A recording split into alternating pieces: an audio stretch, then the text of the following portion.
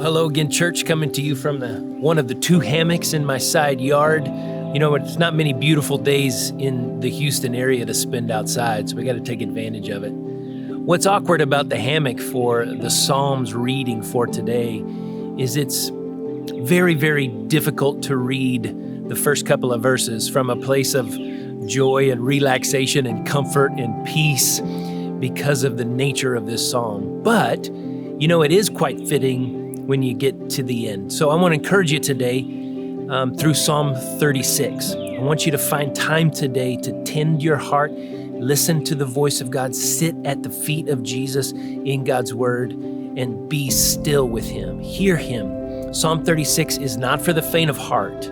It starts at a blistering pace and in a blistering subject because it talks about sin.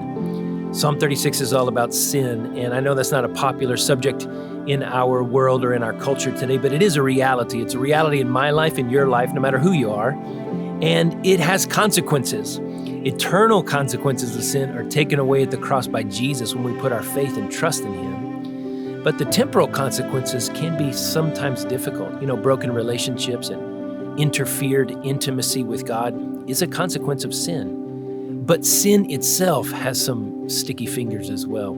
Look at Psalm 36, starting in verse 1, a Psalm of David. It says, "Transgression speaks to the ungodly within his heart. There is no fear of God before his eyes." Watch verse 2.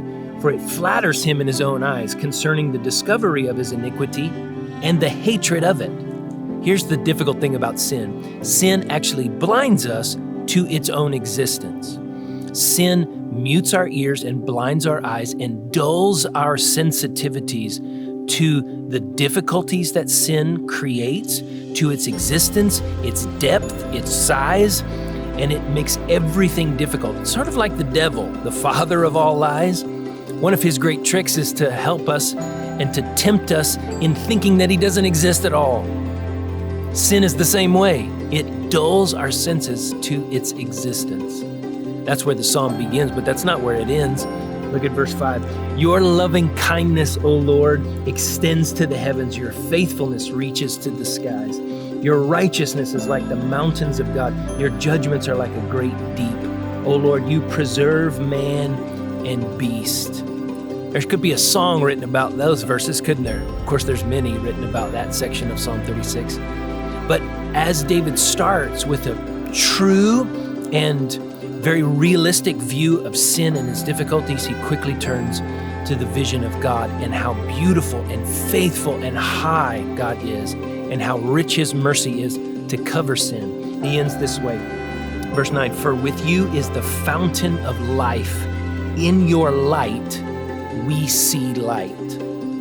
Part of David's point as you read Psalm 36 for yourself is that we need the eyes of God to see both our sin and to see his goodness. I hope that it encourages you today, Psalm 36.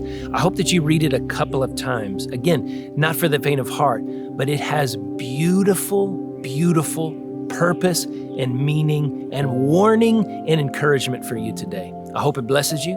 Love you, church. Hope to see you soon.